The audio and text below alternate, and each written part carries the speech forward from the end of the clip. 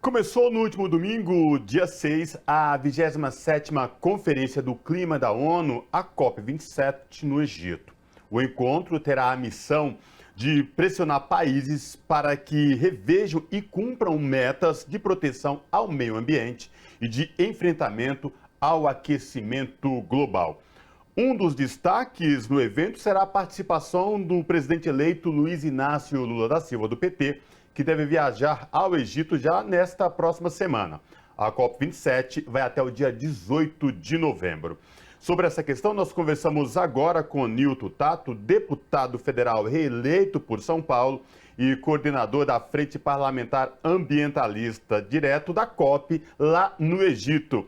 Olá, deputado Nilton Tato, prazer recebê-lo aqui no Revista Brasil TVT, tudo bem? Seja bem-vindo. Olá, Cosmo, olá, Ana Paula, prazer de falar de volta aqui com o TVT. Ana Paula. Ana Rosa. Pode ser Ana, deputado, fica mais fácil. Fazendo aqui pelo celular, tive que improvisar aqui, tá? Tranquilo. Deputado Nilton Tato, o senhor está aí no Egito, vai participar da COP27, a gente sabe que é um momento muito delicado, o mundo vive sobre essa questão ambiental, políticas ambientais. O senhor tem uma atuação muito forte, presente aqui no Brasil, no Congresso Nacional, no que diz respeito à política ambiental. Queria ouvi-lo sobre as expectativas em relação à COP27 aí no Egito, deputado. Então, eu já participo há muitos anos dessas conferências sobre o clima. E a conferência no âmbito da ONU talvez tenha se tornado o maior evento. É o maior evento, não só na área ambiental, mas é o maior evento no âmbito da ONU. Afinal, também está se tratando de um problema que coloca em risco a própria vida no planeta. Estou falando da vida como um todo. Então, é isso que os cientistas estão colocando. Há uma expectativa muito grande nessa COP, primeiro porque ela tem a agenda dela, é justamente avançar nos instrumentos de financiamento.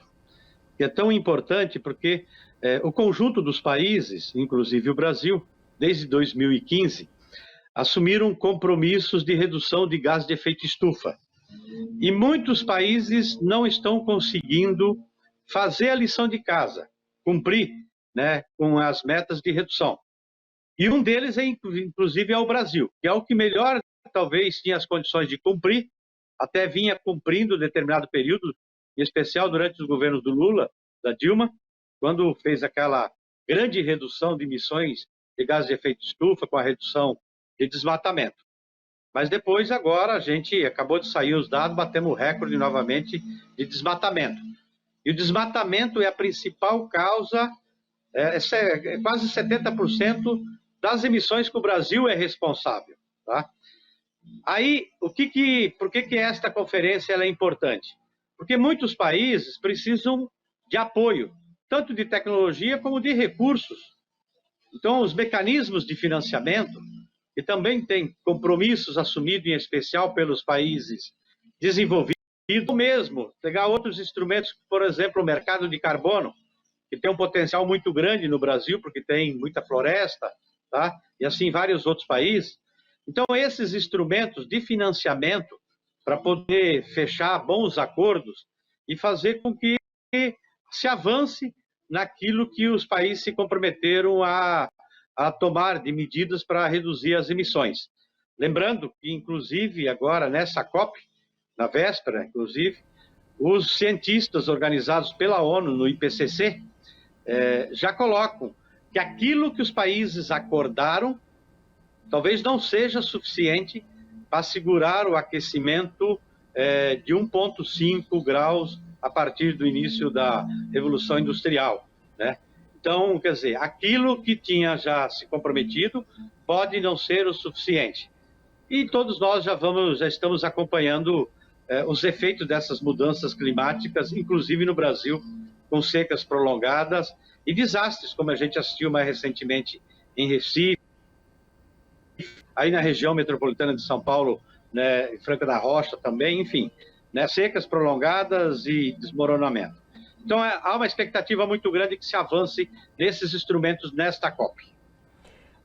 Deputado, o senhor está aí no Egito e na última quinta-feira o senhor participou de uma mesa onde o senhor falou do grande desafio para o novo governo que começa em 2023 com a presidência de Luiz Inácio Lula da Silva, de reestabelecer e reestruturar os órgãos de implementação de políticas ambientais no Brasil. Queria que o senhor comentasse isso, falasse desse desafio e a partir da atual situação que a gente se encontra, né? Como o senhor bem colocou, outubro a gente já bateu um novo recorde de desmatamento aqui no Brasil, né? Primeiro é importante dizer para vocês aí, eu que acompanho as COPs, que estava um baixo astral nessas conferências do clima, nas últimas, tá? Parece um chavão, mas eu preciso dizer para vocês aí que o clima aqui na Conferência do Clima mudou com a eleição do Lula, tá? Então, estou falando assim, a expectativa muito grande do mundo todo. Eu já tive a oportunidade de falar com vocês outras vezes e nas COPs passadas, o pessoal de outros países, estou falando da sociedade civil e também parlamentares de outros países, eles cobravam, quando é que vocês vão trazer o Lula de volta? Tá? Porque o Lula não é importante para o Brasil, é importante para esse debate. Por quê? Porque o Brasil é importante para esse debate, pela sua extensão territorial, né, pela sua floresta, pela sua biodiversidade, pela diversidade étnica, cultural, os povos e comunidades tradicionais que ajudam a conservar a floresta. E aí é uma expectativa muito grande de que o Lula venha também assumir o papel que ele já teve, um protagonismo muito grande. Então, é esse sentido. Só que para poder fazer com que essa expectativa de o Brasil ser novamente um ator importante nesse debate global, na figura do Lula, que tem uma expectativa muito grande, aí vai ter que, evidentemente, fazer a lição de casa, que é aquilo que está no programa de governo do Lula e que o Lula também, né, falou muito na campanha. Então, e é evidente, todo mundo sabe que todo o Sistema Nacional de Meio Ambiente, estou falando do Ministério do Meio Ambiente, o ICMBio, o INCRA, a FUNAI, né, enfim, todos os órgãos, né, eles foram destruídos ou canalizados para uma política antiambiental. Tá? O próprio sistema de fiscalização hoje não se aplica mais multa com relação aos crimes, caducar. Acompanhando também em Brasília, no Congresso Nacional. Então, tem que refazer tudo, tá? Então, isso é uma ação que precisa fazer, porque alguma das coisas que o mundo vai querer observar, e isso é importante, porque enfrentar o desmatamento é enfrentar o desmatamento. E enfrentar o desmatamento no Brasil, isso nos coloca num outro patamar nas relações internacionais e abre muitas oportunidades para o Brasil, né, para a agenda do desenvolvimento sustentável. Aí eu estou falando não só para os projetos, para comunidades tradicionais, para a agricultura familiar, inclusive até para o próprio agro, tá? Que tem sofrido já consequências econômicas dos impactos das mudanças climáticas e muita ameaça do ponto de vista do comércio internacional, do mercado internacional, de começar a ter restrições aos produtos do Brasil, se o Brasil não enfrentar o desmatamento e não retomar uma outra política que o Lula vai fazer, retomar as demarcações das terras indígenas, dos territórios quilombolas, a criação de unidades de reservas para os extrativistas, né? RDS, RESECs, criação de unidades de conservação, retomar toda a política de controle e fiscalização dessas áreas públicas. Enfim, é um conjunto de políticas, tá? Que precisa reestruturar todo para fazer com que o Brasil comece novamente a fazer a lição de casa, e essa é a expectativa que nós temos, e o Lula vai fazer isso, porque se comprometeu e está no plano de governo. E ele provavelmente vai anunciar a volta do Brasil a esta agenda, né, a esta agenda ambiental, na vinda dele a semana que vem aqui. Deputado Nilton Tato, o senhor trouxe um relatório muito importante sobre a preocupação dos chefes de Estado da própria COP27 da ONU com o desenvolvimento sustentável. Na abertura da COP27, o secretário-geral das Nações Unidas, Antônio Guterres, fez um pronunciamento duro e, assim, um pouco muito além da preocupação do que nos espera se o mundo inteiro não tomar providências e não começar a cumprir suas metas no que diz respeito ao meio ambiente. O senhor falou da questão do Lula, a expectativa do Lula e da implementação dessa agenda ambiental do Brasil, até porque o Brasil tem uma importância muito grande no que diz respeito a isso por conta da floresta amazônica.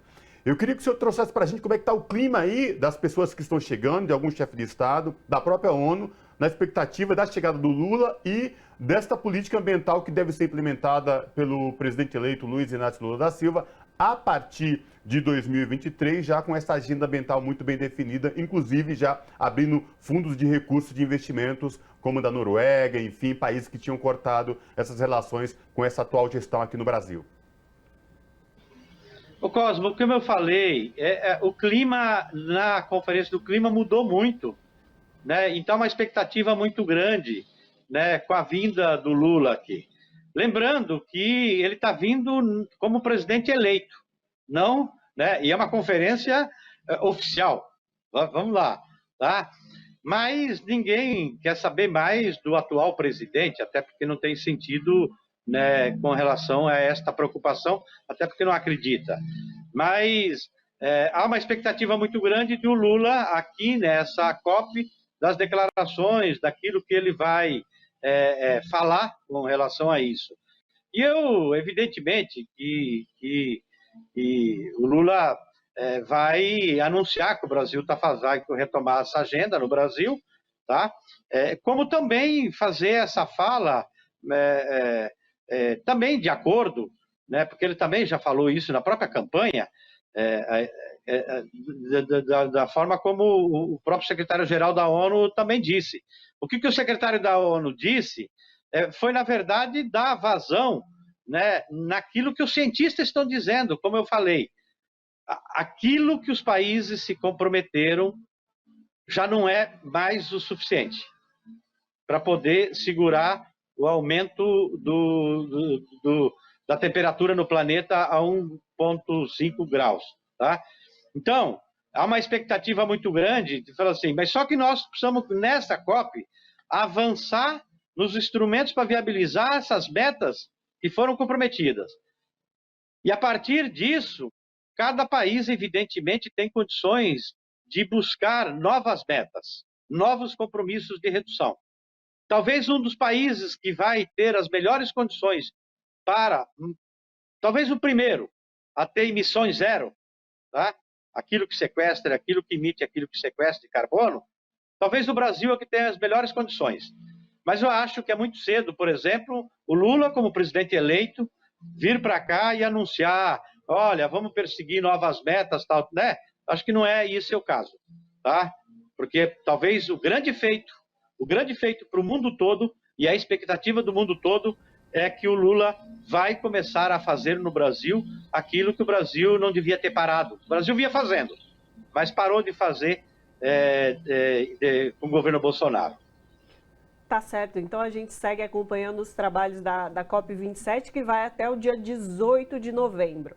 Conversamos com o Newton Tato, deputado federal reeleito por São Paulo e coordenador da Frente Parlamentar Ambientalista, falando direto da COP27 lá no Egito. Deputado, parabenizando mais uma vez pela reeleição e bons trabalhos aí na COP27. Obrigado, bom trabalho para vocês, prazer enorme sempre falar com vocês. Abraço. Abraço.